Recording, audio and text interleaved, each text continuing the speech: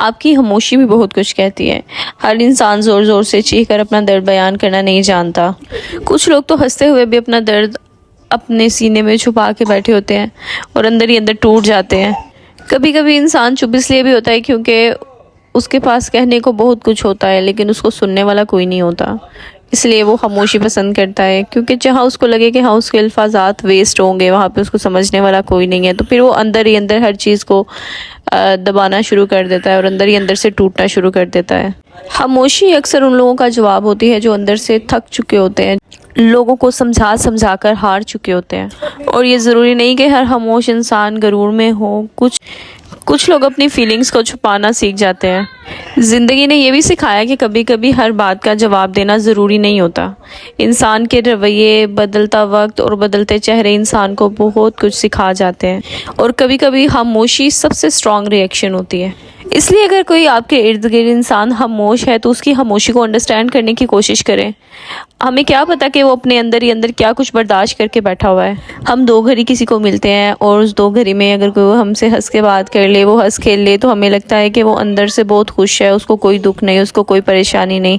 लेकिन ये तो एक मुस्कुराहट है जो आपको हमेशा अपने फेस पे रखनी ही पड़ती है।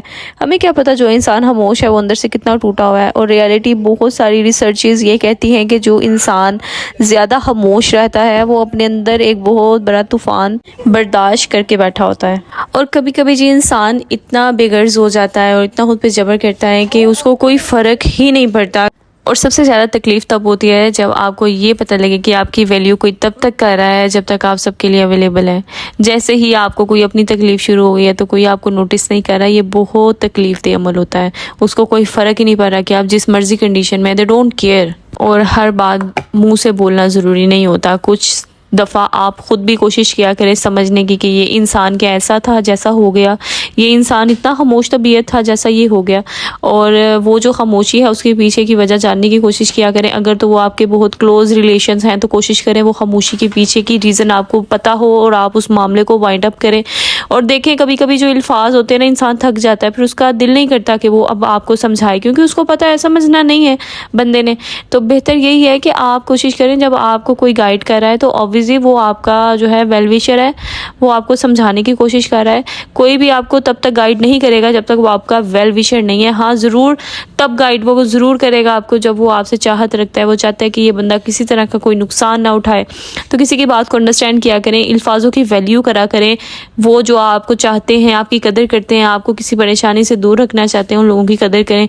आज के दौर में मुंह मिलना बहुत मुश्किल है। आज का दौर तो इतना सख्त है कि आप कोई आपसे अब सलामता भी ले ले, कोई अच्छे से बात करे, तो मैं कहती हूँ सुबहान अल्लाह, बहुत अच्छी बात है। जितना कोई बुलाए उतना उसको बुलाएं। किसी के मामलात में घुसने की ज़रूरत नहीं है। हर इंसान अपनी ज़िंदगी में, मेरे अकॉर्डिंग ऐसे लगता है कि अपने आप में रहना चाहता है। तो जब तक वो आपको खुद अपनी ज़िंदगी में ना बुलाए, ना घसीटे, तब तक कोशिश करें आप उनके मामलात में ना जाएं। और जब वो कहें हाँ भाई आओ, मुझे समझाओ, मुझे गाइड करो, मुझे आइडिया नहीं है। आजकल ना हर इंसान अपने आप में मुकम्मल है, उसको लगता है उससे ज़्यादा अक्ल किसी को नहीं है। तो बेहतर ये है कि अपने बड़ों से ज़रूर कभी मसले मसाइल हों तो मशवरा किया करें, क्योंकि सम टाइम हमारा माइंड काम नहीं करता, तो हमें किसी और से बेहतर मशवरा मिल सकता है। और हाँ, अपने इर्द गिर्द मैं फिर से कहूँगी ऐसे लोगों को रखें जो आपको मोटिवेट करते रहें, जो आपको पॉजिटिव साइड पे लेके जाने की कोशिश करें। वो लोग जो आपके इर्द गिर्द नेगेटिविटी क्रिएट कर रहे हैं, वो लोग आपके वेल विशर नहीं है, जो आपको बार बार ये कह रहे हैं तुमसे नहीं होगा, तुम नहीं कर सकते, तुम तो कर ही नहीं सकते। वो लोग आपके लिए सही नहीं है और इन फ्यूचर भी वो लोग आपके हक में सही नहीं होंगे। तो जी ऐसे लोगों से मुहतात रहने की कोशिश करें और उन लोगों के साथ रहें। बेशक आप किसी के साथ अपने राज शेयर करें ना करें, ये हर इंसान का अपना मामला है, लेकिन मैं यही कहूँगी कि अपने राज अपने अंदर रखें। हर वो इंसान आज महफूज है मेरे अकॉर्डिंग उनकी निस्बत जो अपनी हर बात किसी से शेयर कर देते हैं। वो लोग ज़्यादा बेहतर हैं जो अपने अंदर सब रखते हैं और अपने अंदर की बातें किसी से नहीं शेयर करते हैं। हाँ, आप अपने अल्लाह से शेयर करें, अपने माँ बाप से शेयर करें, उनसे ज़्यादा वेल विशर कोई नहीं, अपने बहन भाइयों से करें, उसके अलावा किसी पे ट्रस्ट नहीं करें।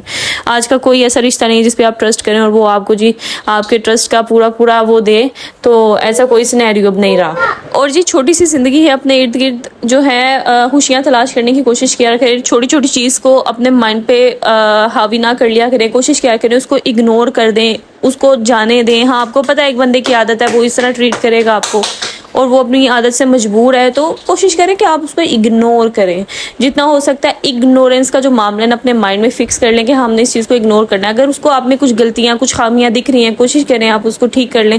लेकिन अगर वो उसके नज़दीक ही गलत है, आपके नज़दीक ठीक है, तो ठीक है, फिर आप उन चीज़ों को इग्नोर करना सीखें और कोशिश करें कि आप अपने मामला सही लेके चलें।